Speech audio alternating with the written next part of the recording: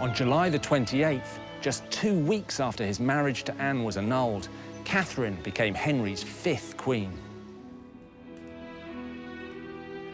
For Catherine, being queen was everything she dreamt it would be. Henry showered her with jewels. In the summer of 1540, he showed her off at a series of summer banquets and hunting expeditions. Catherine had arrived. Henry was in love and in lust. Drunk with desire for his new bride, the king's sexual problems disappeared instantly.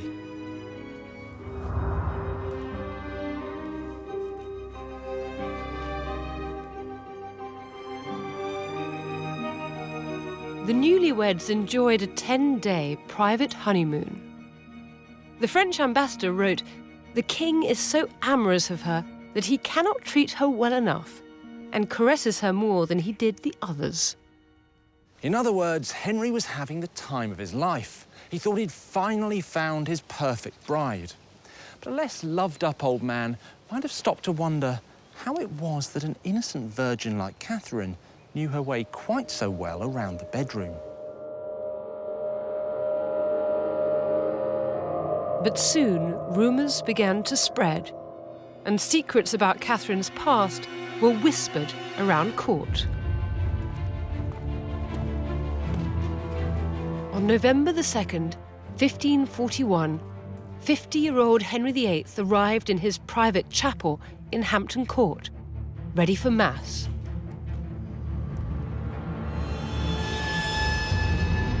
On his seat, he found a letter.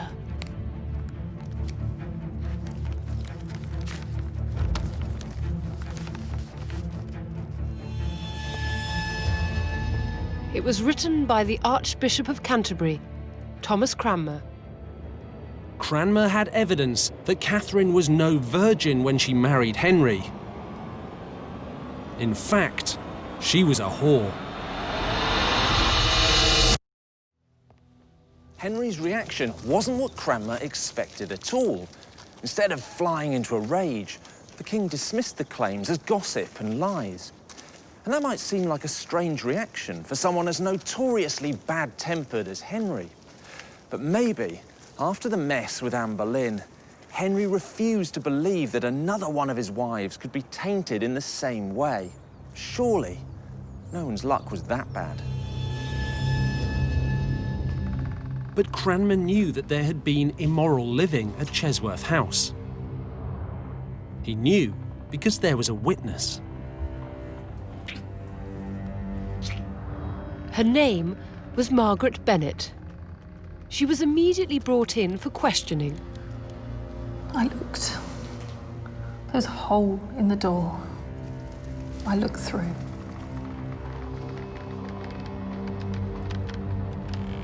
Margaret said that she saw Catherine with a young gentleman called Francis Derham.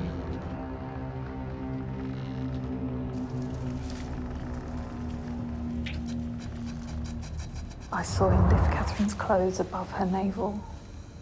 He saw her naked body. Derham said to Catherine that although he used the company of women, he would not get her pregnant. Catherine replied, "A woman may meddle with a man and not conceive." Margaret Bennet's evidence was all Cranmer needed. He now had proof that Catherine was no virgin when she married the king. This was a very dangerous situation. It was absolutely essential that any previously unwed woman who married the king should be a virgin, or at the very least, disclose her true sexual history. The reason was a fear of illegitimacy. If the queen fell pregnant, there should be absolutely no doubt who the father of the baby was. Cranmer now had to tell Henry the truth about his wife's sordid past.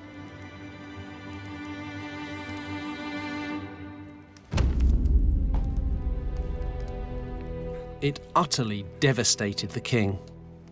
He broke down in tears. When we think of Henry, we think of this big, macho king, hands on hips, legs astride, the very picture of masculinity. We never imagined he'd show emotion, let alone vulnerability. In November, Derham was arrested and brought here to the Tower of London to answer some more difficult questions. To help loosen his tongue, he was tortured.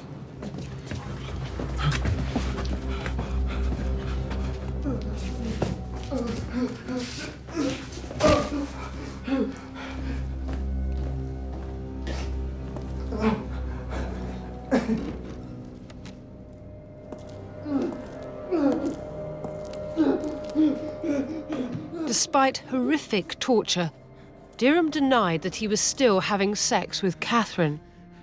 But incredibly, he said he did know who was. You have something to tell me.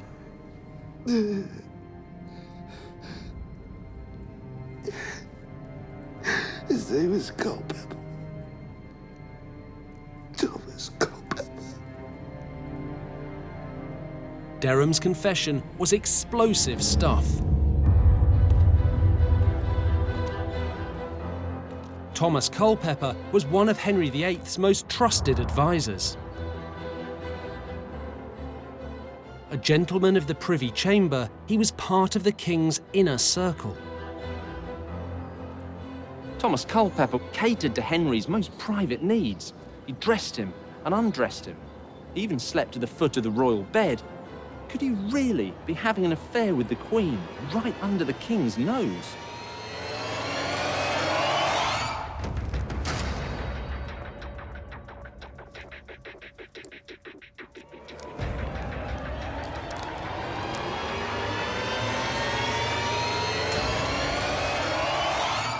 This is a copy of the original letter found in Thomas Culpeper's rooms. It says, Master Culpeper, I heartily recommend me unto you, praying you to send me word how that you do. For I never longed so much for a thing as I do to see you and to speak with you. And the letter writer adds, it makes my heart to die, to think what fortune I have, that I cannot be always in your company. It was clearly written by someone who loved Thomas Culpeper, who was worried about him being sick and who missed him. The problem is, it's signed off, yours as long as life endures, Catherine. This is Catherine Howard's signature, Henry's wife, the Queen. This is as good as a death warrant. For Queen Catherine, Henry's justice was swift. Denied the opportunity to defend herself in court, she was condemned to death by an Act of Parliament. On the evening before she was due to be executed, 2 servants brought a large object into her cell.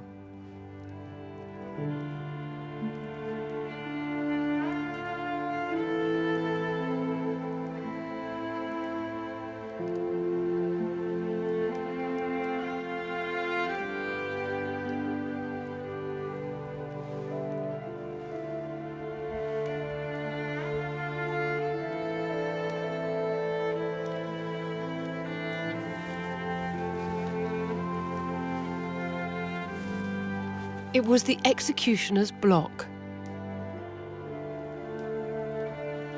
This wasn't cruel psychological torture by Henry.